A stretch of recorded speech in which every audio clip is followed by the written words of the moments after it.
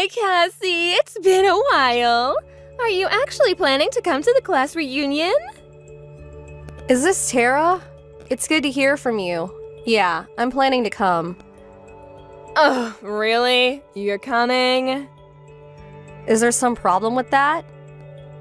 Well, yeah, kinda. What? I'm uncomfortable with having someone as poor as you sitting at the same table as us.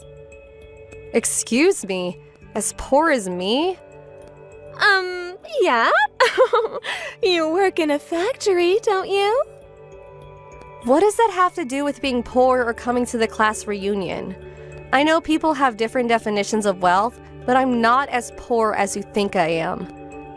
But you do work in a factory, right? Yeah, but so what? What's the factory's name? Bridgewell Fabrication.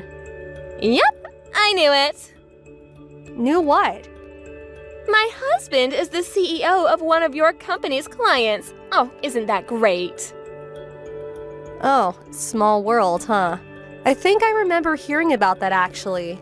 Does your husband work at Wagner Industries?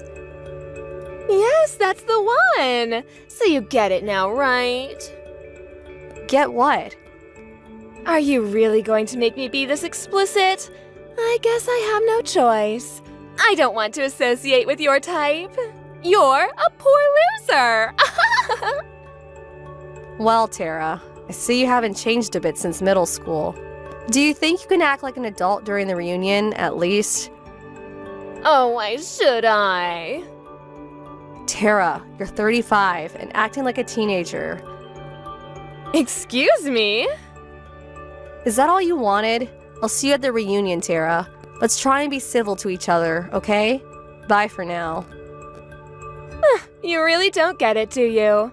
We are not the same class of human, Cassie. As a person and as a woman, I am superior to you in every way. Get it?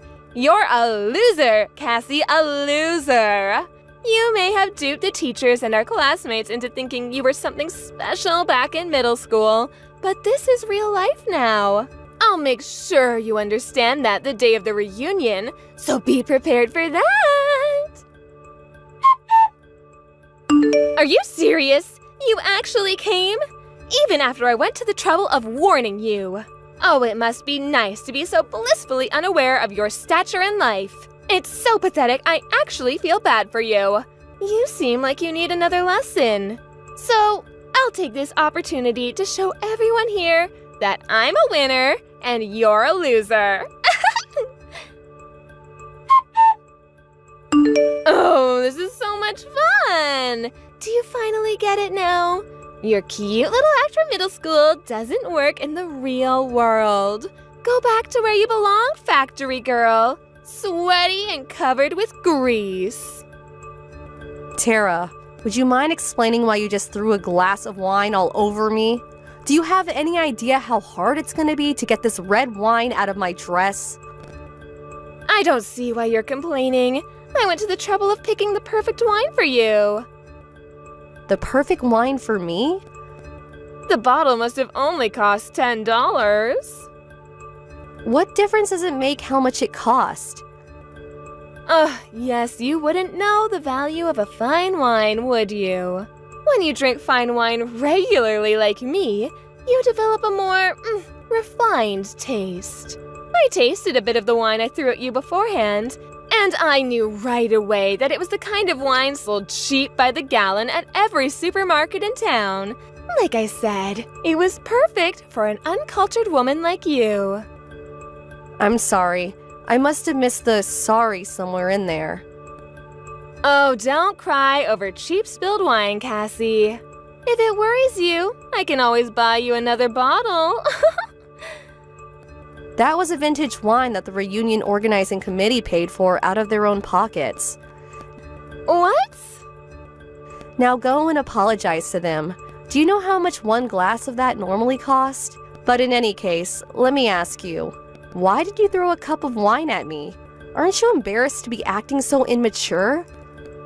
Me? You're the one acting immature. What are you talking about? I told you before. I'm married to the CEO of Wagner Industries, a client of your employer, Bridgewell Fabrication.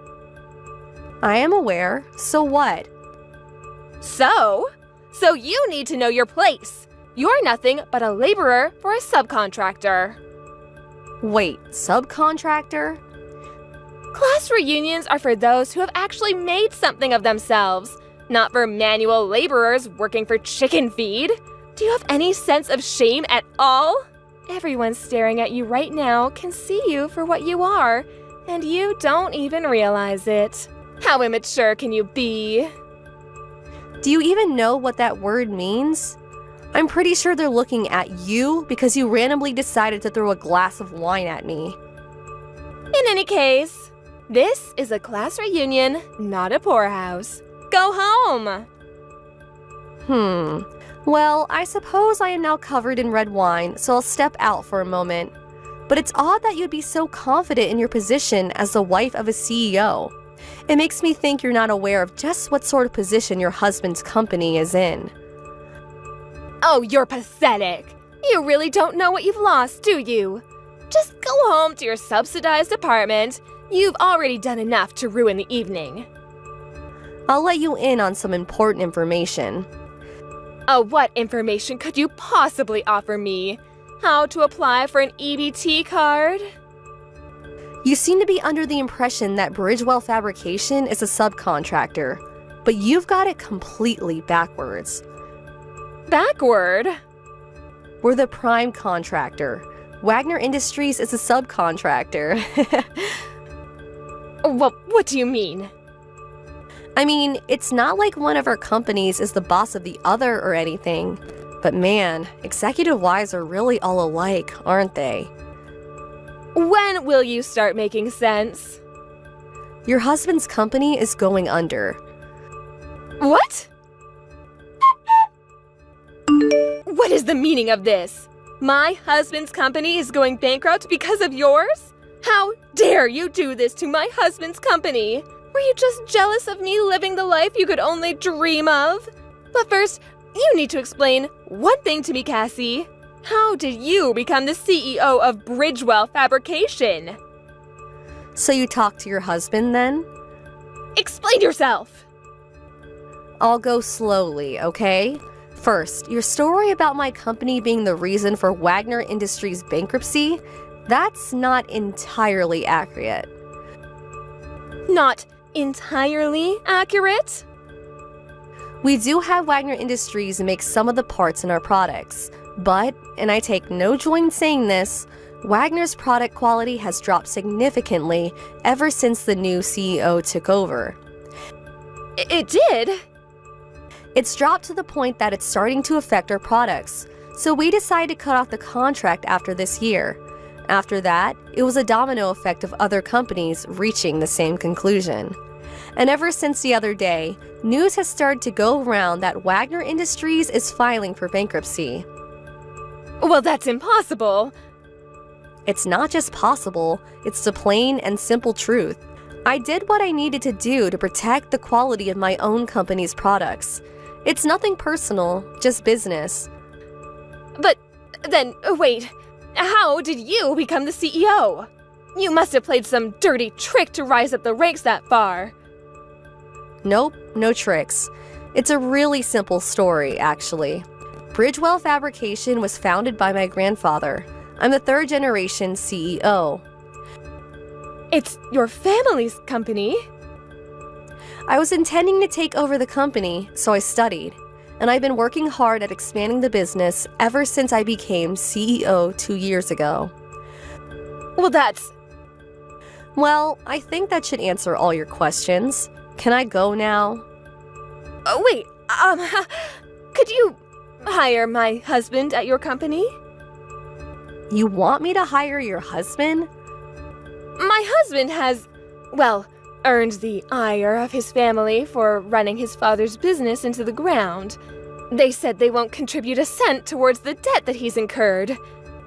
So, you want me to give him a job? I'm not asking for much. He's got plenty of experience at the corporate level. He'd make an excellent member of the board of directors. No thanks. Why not? There are no open board seats at the moment, and even if they were, I'm not very interested in hiring someone who has consistently looked down on me for being a woman CEO. I'm not gonna hire someone who'd cause me nothing but trouble. Oh, but you have to! If my husband doesn't find work soon, I'm going to have to find a job. Ah, so you just wanted me to finance your preferred lifestyle. Well, I can't work. I've never had a job before. That does not surprise me at all. What's that supposed to mean?